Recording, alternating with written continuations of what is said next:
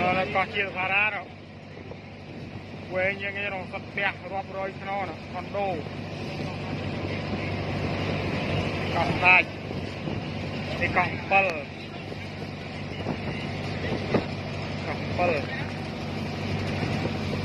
hết tục chia này xa con cầm bông tay rồi đam rồi kêu mót vậy đó rồi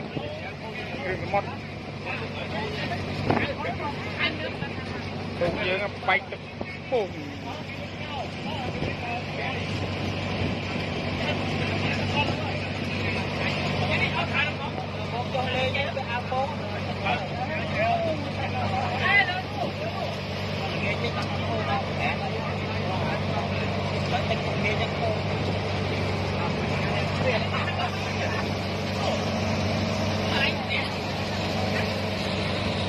mê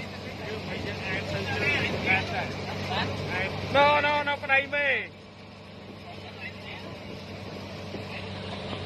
vậy kia chú ơi cái đây mê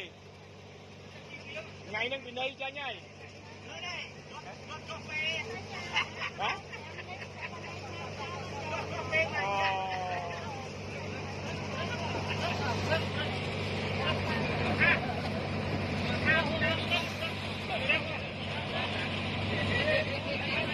ô là còi mà ơi